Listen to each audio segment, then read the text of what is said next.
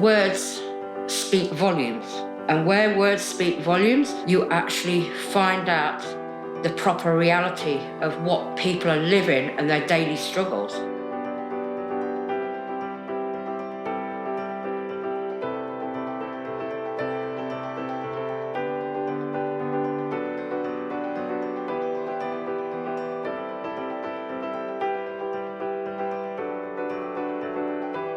With this particular piece of research, it is important to fully involve and meaningfully involve people with lived experience of poverty.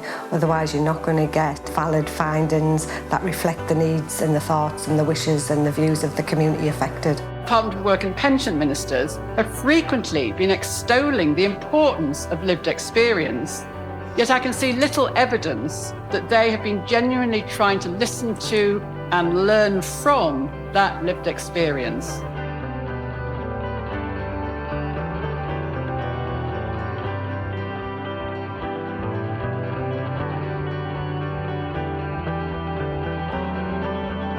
We get labelled like layabouts, benefit bums. You start to believe what you read and isolate yourself, which leads into another of the dimensions we discovered about health. There's never ever a discussion about poverty. We just label people with a certain thing. She's got a mental health problem, she's got an addiction.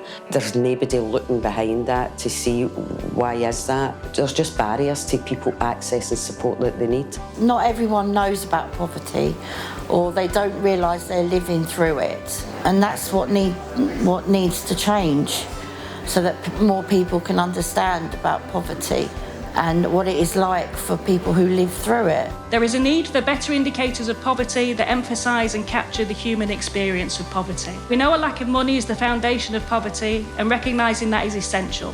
But concentrating on finances, on quantitative analysis, leaves scope for cold statistics to be used and misused. A number of significant factors relating to the research. We found that it correlates with our findings within the North East, and that it reflects people's perceptions of poverty and how poverty makes them feel. I think because there is a commonality there between people when they get together, trust seems to come quicker, which frees people up to speak freer, so they share more openly. So it allows you to measure poverty in a number of ways, and from the view of people who are actually living through disadvantage and through poverty and through inequality. I think this research is so important because it rehumanises people and reminds us that as human beings that there are no conditional human rights. Human rights are based on the fact that we're just human beings, and it's so important to actually use this research to reinform that particular dialogue, and in particular to state clearly that poverty is a violation of human rights. If you're not going to look at the structural causes of poverty,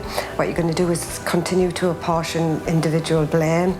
The next step to the call to action is to get out and get to the general public and get them on side so that we can move forward better, because without larger numbers and more understanding, it's very hard to go to policymakers and demand change.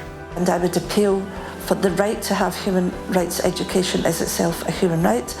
Organising, yes, is important. We need to talk about it, but in the words of an old women's liberation slogan, don't organise, organise. For the realisation of our human rights and for an end to poverty, because that is doable.